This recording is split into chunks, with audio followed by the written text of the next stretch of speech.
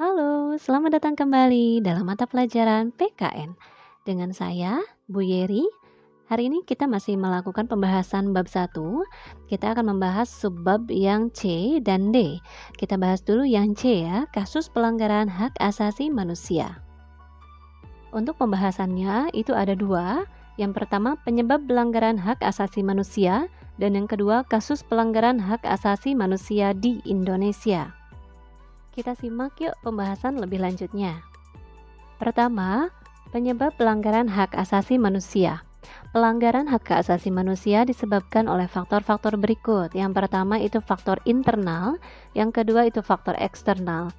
Oke, untuk faktor internal itu dorongan untuk melakukan pelanggaran HAM yang berasal dari diri pelaku pelanggar HAM, diantaranya sebagai berikut. Yang pertama, sikap egois atau terlalu mementingkan diri sendiri. 2. Rendahnya kesadaran HAM. 3. Sikap tidak toleran. Kemudian yang faktor eksternal yaitu faktor-faktor di luar diri manusia yang mendorong seseorang atau sekelompok orang melakukan pelanggaran HAM. Di antaranya sebagai berikut. 1. Penyalahgunaan kekuasaan. 2. Ketidaktegasan aparat penegak hukum. 3. Penyalahgunaan teknologi. Dan 4. Kesenjangan sosial dan ekonomi yang tinggi. Selanjutnya, untuk yang kedua, kasus pelanggaran hak asasi manusia di Indonesia. Berikut ini beberapa contoh kasus pelanggaran HAM yang pernah terjadi di Indonesia. Yang pertama, kerusuhan Tanjung Priuk tanggal 12 September 1984.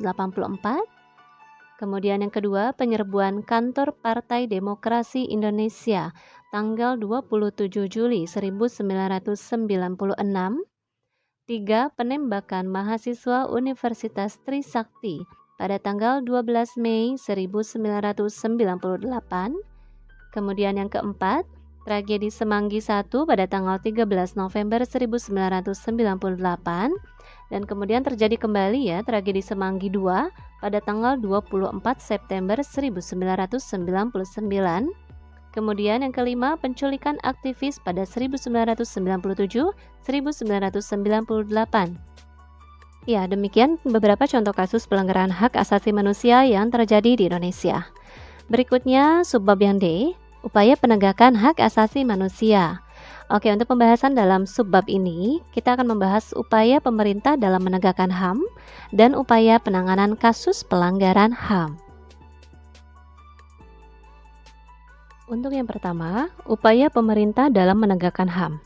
Proses penegakan HAM di Indonesia mengacu kepada peraturan perundang-undangan nasional dan juga mengacu pada ketentuan-ketentuan hukum internasional yang pada dasarnya memberikan wewenang luar biasa kepada setiap negara. Berkaitan dengan hal tersebut, Idrus Affandi dan Karim Suryadi menegaskan bahwa bangsa Indonesia dalam proses penegakan HAM sangat mempertimbangkan dua hal di bawah ini. A. Kedudukan negara Indonesia sebagai negara yang berdaulat baik secara hukum, sosial maupun politik harus dipertahankan dalam keadaan apapun sesuai dengan prinsip-prinsip yang dianut dalam piagam PBB. B. Dalam pelaksanaannya, pemerintah harus tetap mengacu kepada ketentuan-ketentuan hukum internasional mengenai HAM.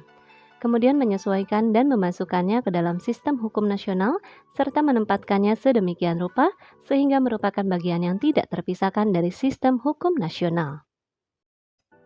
Pemerintah Indonesia dalam proses penegakan HAM ini telah melakukan langkah-langkah strategis, diantaranya sebagai berikut. A. Pembentukan Komisi Nasional Hak Asasi Manusia atau biasa kita mengenalnya Komnas HAM. B. Pembentukan Instrumen HAM. Mari kita simak penjelasannya berikut ini. A. Pembentukan Komisi Nasional Hak Asasi Manusia. Komnas HAM dibentuk pada 7 Juni 1993 melalui Kepres nomor 50 tahun 1993. Keberadaan Komnas HAM selanjutnya diatur dalam Undang-Undang RI nomor 39 tahun 1999 tentang hak asasi manusia pada pasal 75 sampai dengan pasal 99. Komnas HAM merupakan lembaga negara mandiri setingkat lembaga negara lainnya yang berfungsi sebagai lembaga pengkajian, penelitian, penyuluhan, pemantauan, dan mediasi HAM. Komnas HAM beranggotakan 35 orang yang dipilih oleh DPR berdasarkan usulan Komnas HAM dan ditetapkan oleh Presiden. Masa jabatan anggota Komnas HAM selama 5 tahun dan dapat diangkat lagi hanya untuk 1 kali masa jabatan.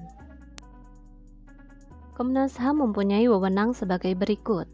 A. Melakukan perdamaian pada kedua belah pihak yang bermasalah. B. Menyelesaikan masalah secara konsultasi maupun negosiasi. C. Menyampaikan rekomendasi atas suatu kasus pelanggaran hak asasi manusia kepada pemerintah dan DPR untuk ditindaklanjuti. D. Memberi saran kepada pihak yang bermasalah untuk menyelesaikan sengketa di pengadilan. Selain Komisi Nasional Hak Asasi Manusia, di Indonesia juga terdapat komisi nasional lainnya yang berkaitan dengan HAM, yaitu Komnas Perlindungan Anak Indonesia atau KPAI, Komisi Nasional Anti Kekerasan Terhadap Perempuan, dan Komite Nasional Perlindungan Konsumen dan Pelaku Usaha, serta Komisi Kebenaran dan Rekonsiliasi Nasional atau KKRN. B. Pembentukan instrumen HAM. Instrumen HAM merupakan alat untuk menjamin proses perlindungan dan penegakan hak asasi manusia. Instrumen HAM biasanya berupa peraturan perundang-undangan dan lembaga-lembaga penegak hak asasi manusia seperti Komnas HAM dan Pengadilan HAM. Instrumen HAM yang berupa peraturan perundang-undangan dibentuk untuk menjamin kepastian hukum serta memberikan arahan dalam proses penegakan HAM. Berikutnya, peraturan perundang-undangan yang dibentuk untuk mengatur masalah HAM sebagai berikut. 1. Pada amandemen kedua Undang-Undang Dasar Negara Republik Indonesia tahun 1945 telah ditetapkan satu bab tambahan dalam batang tubuh yaitu bab 10A yang berisi mengenai hak asasi manusia. 2. Dalam Sidang Istimewa MPR 1998 dikeluarkan ketetapan MPR mengenai hak asasi manusia yaitu TAP MPR nomor 18/MPR/1998. 3. Ditetapkannya Piagam HAM Indonesia pada tahun 1998. 4. Diundangkannya Undang-Undang RI nomor 39 tahun 1999 tentang HAM yang diikuti dengan dikeluarkannya Perpu nomor 1 tahun 1999 tentang Pengadilan HAM yang kemudian ditetapkan menjadi sebuah undang-undang yaitu Undang-Undang RI nomor 26 tahun 2000 tentang Pengadilan HAM. 5. Ditetapkannya peraturan perundang-undangan tentang perlindungan anak yaitu A. Undang-Undang RI nomor 3 tahun 1997 tentang Pengadilan Anak. B. Undang-Undang RI nomor 23 tahun 2002 tentang Perlindungan Anak. C. Undang-Undang RI nomor 11 tahun 2012 tentang Sistem Peradilan Anak. 6. Meratifikasi instrumen HAM internasional selama tidak bertentangan dengan Pancasila dan Undang-Undang Dasar Negara Republik Indonesia tahun 1945. C. Pembentukan Pengadilan HAM.